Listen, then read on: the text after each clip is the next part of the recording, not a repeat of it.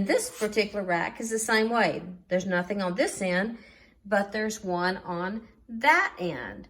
So I thought, oh, so this must go to the back so that it keeps the, having this little rubber thing on here would keep it from like scratching up the back of the dishwasher. So I figured it must go this way. Okay, problem solved. Oh, no, so contraire. So I had to figure out where these clips went because I couldn't remember where I took them off. So here was I finally figured it out, and here's how they go in. So now that I have the rack in here, I've got to put these clips back on, and I couldn't remember where they went either. But then I finally figured it out that just by the way that it is shaped, it can only go a couple of places. So this is where it goes in my machine. It goes between the two that have the little hats on now. So what has to happen is this is the top. So it has to go around, this little part right here has to go around this tube that is the bottle washer tube. But this has to go over this little tine right here. And then this has to go over the little rack we're putting back in. And then this has to snap to one of these, and this go over this. So it's sort of like a contortionist. That's a hard word to say.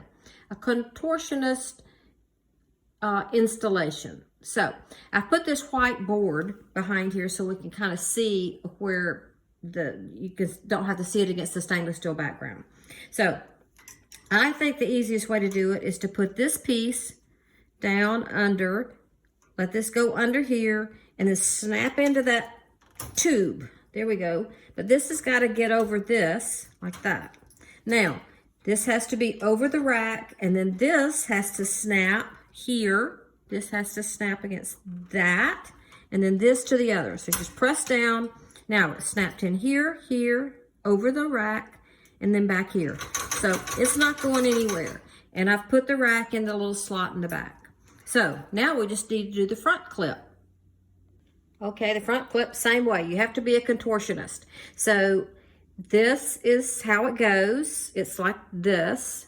This is the top, because this has to go over the rack. So this is going to go over the little rack we're putting in. This has to go under this crossbar, and we got a very small space to work with here because this is very close. These two pieces are very close together. And then this has to wrap around this tine and then snap here.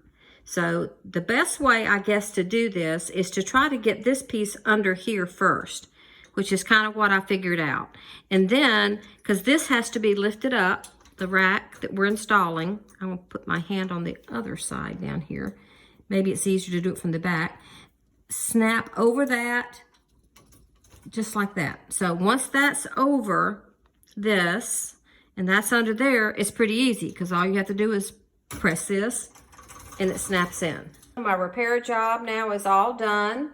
My clip in the front is nice and secure, and my clip in the middle, nice and secure, and the rack is attached in the back where it goes in its little slot. My tines that had the rust on them, now I no longer have to look at that. I have my temporary fix that Alvin would be proud that I figured out on my own. It's all back together, and the job is well done. And when you're trying to come up with a solution, just remember what my dad would have said.